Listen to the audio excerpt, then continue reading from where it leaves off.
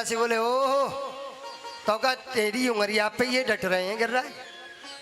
अरे तू कहा जाने लाला, हम सब ब्रजवासी ने अपनी अपनी लौठी आके नीचे लगाए रखी है। अरे हमारे बलते ये रुके भाई हैं, तू सोच रहा कि तेने रोक रखी है।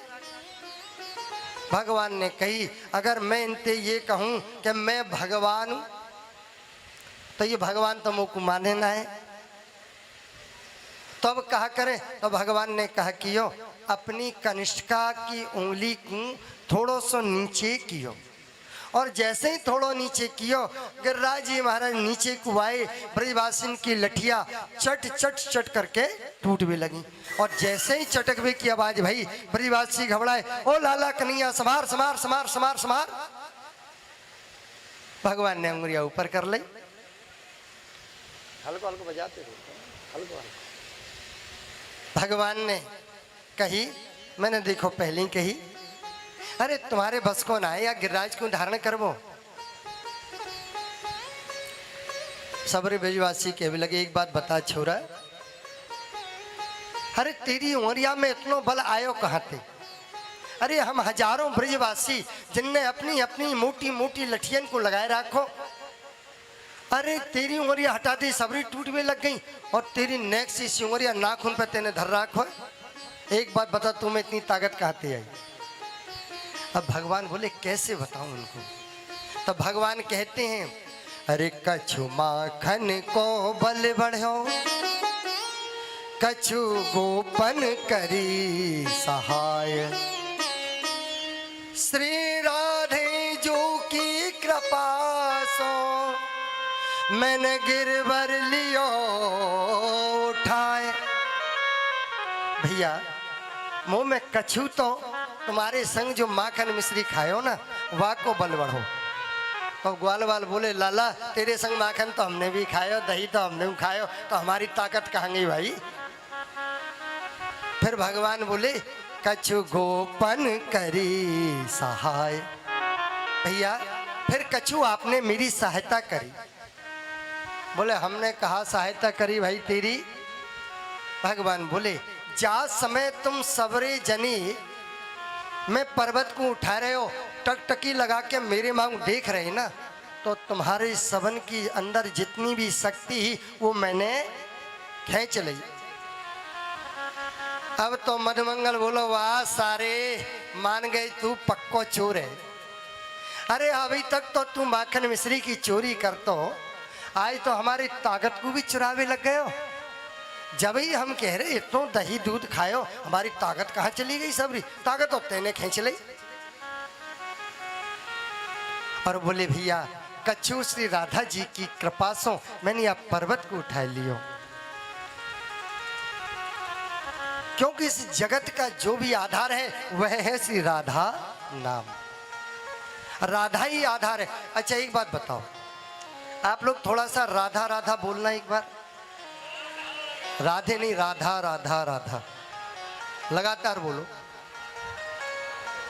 कहा शब्द निकल के आवे आधार। राधा राधा राधा राधा राधा राधा राधा राधा राधा राधा राधा।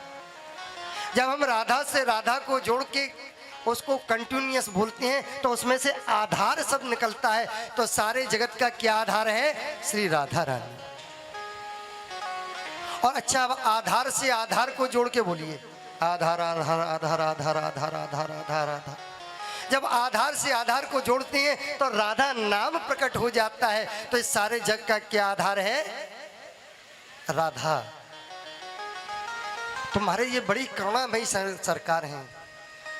कहा है हो मेरी करुणामयी सरकार, पता नहीं क्या दे दे,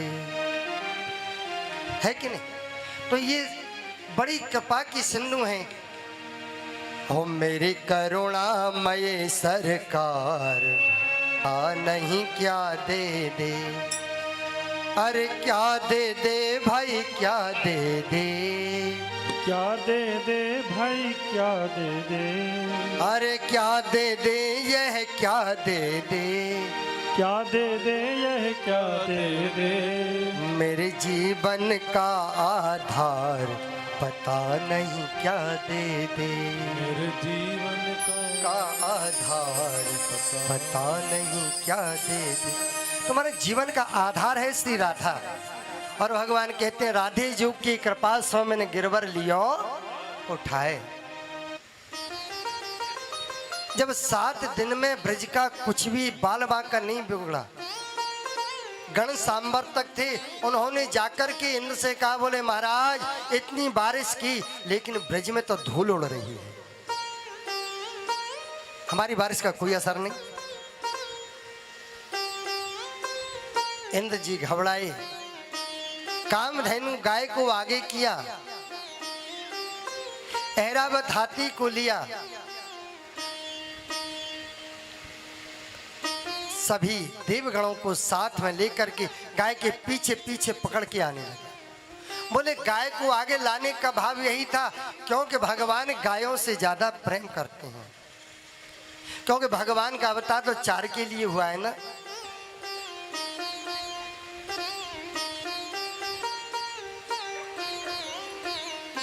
विप्रुधेनु सुर संतहित लीन मनुज अवतार, निज इच्छा निर्मित तनु माया गुण गोपार। तो भगवान का जो अवतार है वो केवल चारों के लिए हुआ है, चार के लिए। सबसे पहला विप्र, उसके बाद धेनु, उसके बाद सुर और चौथे नंबर पर संत। सुर यानी देवता, असुर माने राक्षस। इनके लिए ही भगवान अवतार लेकर के आए, इसलिए गाय को आगे रख करके इंद्र आया है। और आकर के सबसे पहले तो गोविंद का, भगवान कृष्ण का अभिषेक किया है। गाय का जो दूध रूपी बिंदु कृष्ण के ऊपर पड़ा, इसलिए भगवान का नाम हो गया गोविंद। और गिरिराज जी में जो अभिषेक का दूध था उसका एक कुंड बन गया जिसका नाम है गोविंद कुंड। ये गिरिराज जी की परिक्रमा में मिलते हैं।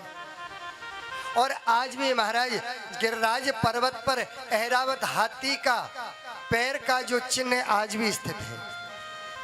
सिंदूरी शिला, लुक दाऊजी प्राचीन चीजें हैं अभी, पर लेकिन जब किसी सच्चे ब्रजवासी का साथ लोगे तभी उन प्रभु के दिव्य स्थानों का दर्शन होता है।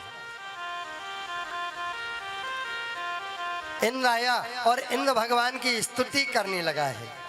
देखो इंद्र ने कार्तिक की कृष्ण पक्ष की, ये शुक्ल पक्ष की तृतीया के दिन से बारिश करना शुरू किया था और नौमी तक जल बरसाया और 10वीं को भगवान की शरण में आया, इसलिए 10 श्लोकों में भगवान की स्तुति की।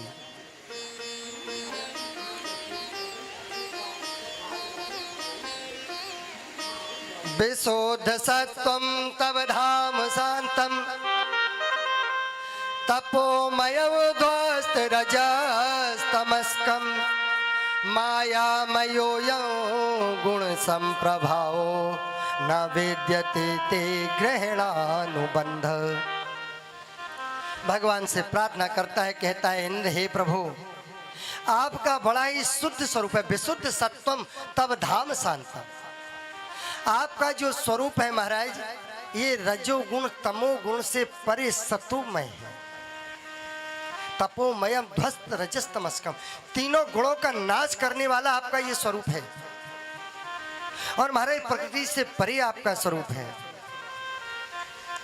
और महाराज माया मयूयम गुण संप्रभावो, ये माया का लेस मात्र भी किंचित अंश आप में दिखाई नहीं देता।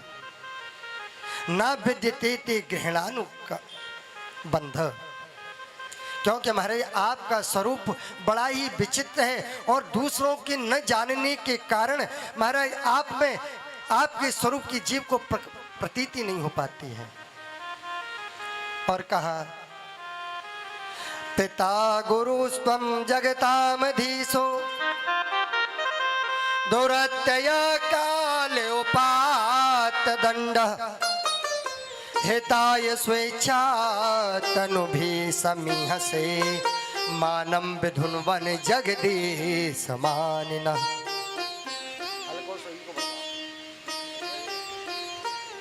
बोले प्रभु इस संसार के पिता कौन है?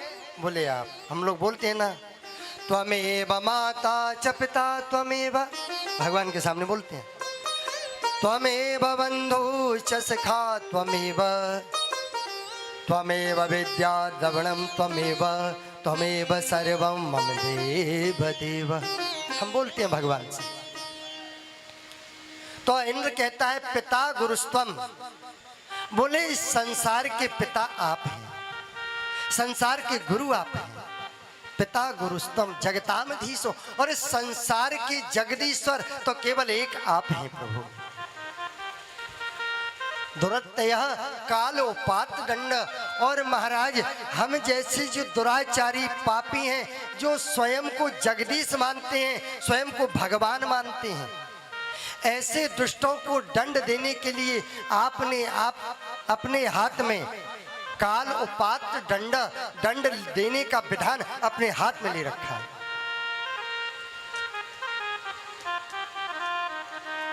भगवान की सुंदर 10 श्लोकों में स्तुति की और भगवान से कहा, नमस्तुभ्यं भगवते पुरुषाय महात्मने, वासुदेवाय कृष्णाय सात्वतां पतये नमः। भगवान का सुंदर स्तुति की है और स्तुति करके भगवान से कहता है प्रभु बस एक मेरी इच्छा है। भगवान ने कहा, बोले भाई बता तुझे क्या चाहिए। देखो इंद्र आया 40 श्लोकों में स्तुति की भगवान की, भगवान एक शब्द नहीं बोले, लेकिन इंद्र आया 10 श्लोकों में स्तुति की और भगवान बोल पड़े। भगवान ने कहा भैया इसमें तेरी कोई गलती नहीं। बोले ब्रजवासियों ने मेरा भोग लगाया और तूने मुझे जल पिलाया, और जल पिलाना तो बड़ा परोपकार का कार्य होता है। अब तू मांग ले, तुझे क्या चाहिए। सुखदेव जी से परीक्षित जी ने पूछा, बताओ भगवान ये प्रभु की कैसी लीला।